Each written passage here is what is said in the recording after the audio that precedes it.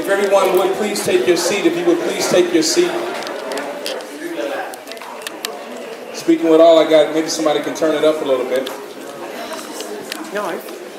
Can you hear the back? I could hear. I don't know about the back. We are excited to be here on tonight. Welcome to the 10th Ward Candidates Forum in South Chicago. United, our voices, our vote, our power. Now, wait a minute. It's after 6 o'clock. We are ready to go. We're a little tardy on today. We want to give our alderman and also our runner-off all the time that they need on tonight to address your questions and your concerns.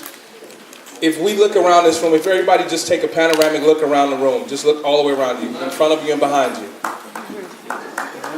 We are here because we're concerned. Am I right about it? That's right. All right. My name is Pastor Crowin Lasenby. I'm the senior pastor of Pilgrim Missionary Baptist Church of South Chicago. Pilgrim Missionary Baptist Church has been in the South Chicago area for 98 years this year.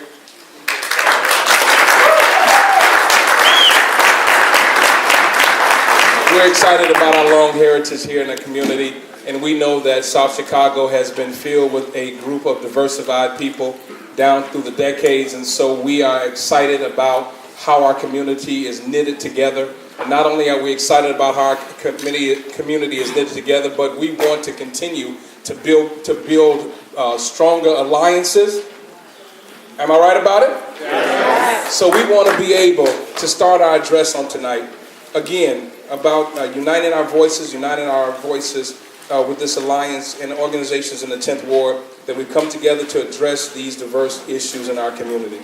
This event is sponsored. If you look around at all the banners, there are many different organizations that have come together on tonight that we would make this forum available for all of those who would come and also be able to speak freely, but also to listen. All right, tonight we have a broad representation of Latino, African American, and white voters who have come from various parts of the 10th Ward and surrounding areas to listen to the candidates speak on issues that directly impact them. And so tonight I pray as we come together that we would be orderly when we have our questions, if we can ask our questions. Tonight we're not here to bash anyone. Tonight we're here to get answers to our questions, all right? Yeah. All right. So our ground rules. Here are our ground rules. Rules for the candidates. Respect our timekeeper, Tasha Baker from Clarice and Associates will be our timekeeper.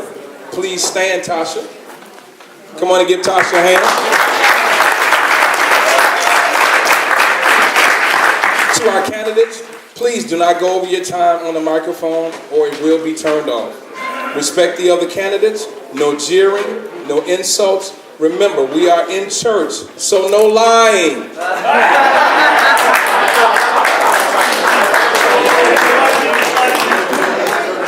No partisan applause or yelling from the volunteers. No electioneering inside of the church. Rules for the audience. Everyone, please turn off your cell phones. Hold your applauses until the end of the event. Respect everyone present. No partisan applauding or yelling. No candidate buttons, t-shirts, or literature to be passed out inside of the building. Bathrooms are in the front here, behind the doorway on our left, behind the candidates, should we need them. Tonight, we have 3 moderators. We have guest moderator Curtis Black. Come on and give him a hand. Please wave to us, Curtis. From the Chicago Reporter, and 2 community moderators, Mr. Darrly Williams, the chairman of trustees of Pilgrim Missionary Baptist Church, and Isabel Martinez. She's from Centro de Trabajadores Unidos. I tried. She's a part of the Immigrant Workers Project. I will let them announce themselves. Curtis, if you would come. Come on and give Curtis a hand. I'm Curtis Black. I do a weekly blog on government accountability and local politics for the Chicago Reporter. Chicago Reporter is an investigative magazine that's been around for nearly 50 years, focusing on race and poverty. I've been writing about this community for many, many years. I looked back, and the first piece I think I did was in 1980 about Southworks. and I've covered various things, Petco and the Lakeside. So I'm very honored to be here. And who's next here? Isabel. Thank you, Curtis. Hi, my name is Isabel Martinez. I am one of the board members for Centro de Trabajadores Unidos Immigrant Workers Project. CTU was founded in 2008. We are a community organization that advocates for labor and immigrant rights. Si alguien necesita traducción del evento, por favor vayan atrás a que le den el equipo.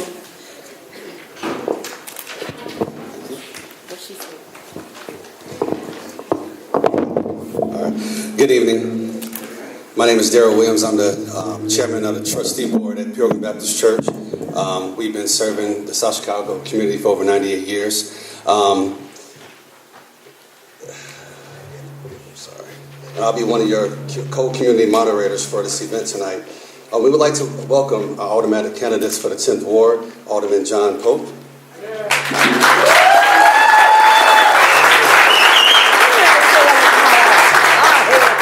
And Susan Sadlowski, Garza.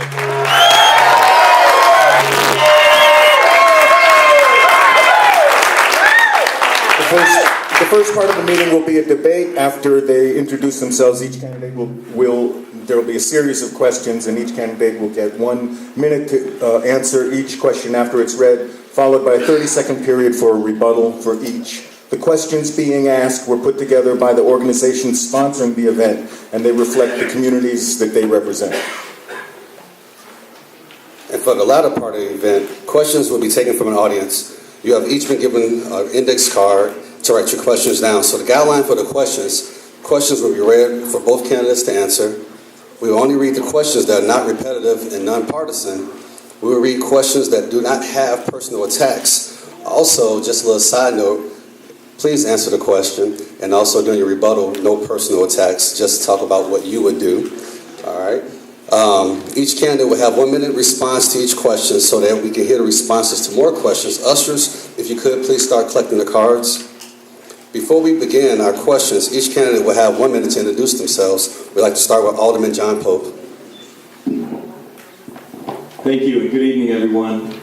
I want to thank Garza for hosting this event, and I am John Pope, the 10th Ward Alderman. I'm a lifelong resident here in the community, and have been proud to serve the 10th Ward, the very large, diverse, and challenged ward, since 1999. And I'm proud of the miscellaneous and various accomplishments we made during some of our country's most pressing, challenging times. We've gone through several crises in recent years, from the housing crisis to the Great Recession, and all in the Southeast Side community was already challenged with the closure of the steel mills. I'm proud of the successes we made on all different levels: education, job development, affordable housing, and I believe I know I'm the most qualified person to lead the 10th Ward forward. It's been an honor to serve you folks, and I look forward to serving you in the next 4 years. Thanks for your support.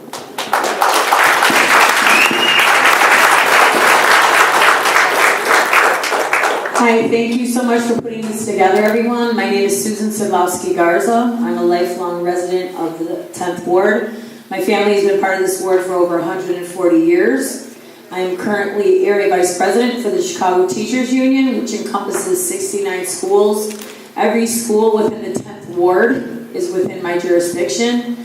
I am a counselor at Jane Addams Elementary School. I've been working there for 22 years. My mother went to school there, I went to school there, my children went to school there, so I've been inside the walls of Jane Addams for 46 years. I love the 10th Ward. I was born here, and I raised my family here. I believe that I am the best person for this job because I know as a counselor, I'm a good listener, I'm a leader, and I'm a doer. And I think after 16 years, I think the 10th Ward residents are ready for a change. Thank you for the opening statements. The first question is on neighborhood safety. The 4th Police District, which covers most of the 10th Ward, has the third highest crime rate in the city and the 4th highest for violent crimes. It consistently ranks in the top 5 districts with the highest rates of domestic violence in the city. We also have the second most violent police beat in Chicago. Residents cannot travel freely around the 10th Ward to access needed services for fear of gang retaliation and violence. So the question is, if elected alderman, specifically, what would you do to address crime in our area? And what would you do along 91st Street in Darrly, where there are schools, library, and a number of social service organizations? Alderman Pope? Thank you. I understand the importance of site safety and crime in our neighborhoods throughout the 10th Ward, not just here in South Chicago. And it is very important. I've had a long-standing relationship with our police, and I want to thank them. Many of the men and women of the Chicago Police Department are here today, and I've been fortunate to receive the endorsement of those men and women who work hard in our community. I've been very active over the years in this neighborhood with CAPS, with programs that benefit and protect not only our children, but our adults. The RAIN program that we instituted with Commander Navarro, Residential Area in Need, that's an opportunity to direct resources where they're needed. But I understand not just more police are needed, but more creative ways of addressing criminal activity, using technology where possible, and getting people involved. This is a social service corridor. We have a crime camera. We've had a crime camera here. We need to reinstate that. We will do that. We work closely with OLG, Claretians, Metropolitan Family Services to provide programs that will keep our kids off the street and away from crimes. And I believe in tough gun laws.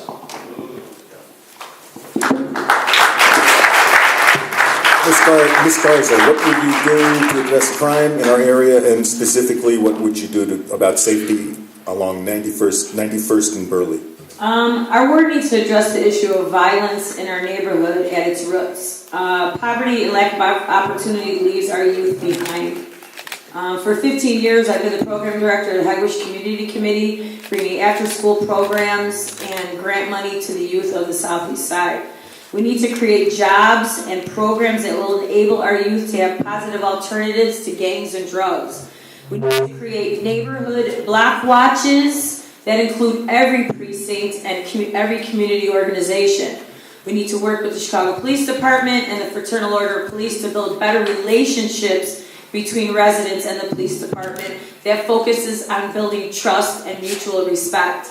This is the social service corridor, but I believe that it doesn't need to just be here in South Chicago. We need to replicate what's here and move that a little bit farther south so the people in Hegewisch and the east side can have access to it too. So now you have 30 seconds for a rebuttal. Alderman Pope. Yes, in addition to taking those proactive safety criminal acts, we've got to look to empower the kids and the adults with additional programs that keep them off the street. That's why taking advantage of working with local organizations like the YMCA, like working with the South Chicago Arts Center, who I'm pleased to say is opening a brand new facility down the street, like working with Ceasefire and Safe Passage. Those are the elements, those are the actual programs and activities that will improve the safety for all of us. And again, strict gun laws and more cooperation with the police.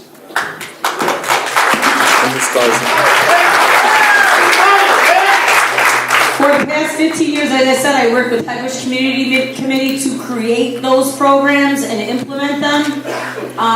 The budget cuts by Mayor Rahm Emanuel that our current alderman voted yes on created cuts in after-school programs and left no place for our youth to go.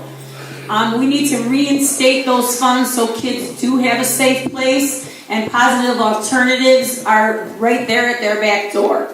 We can't keep doing budget cuts because it doesn't work.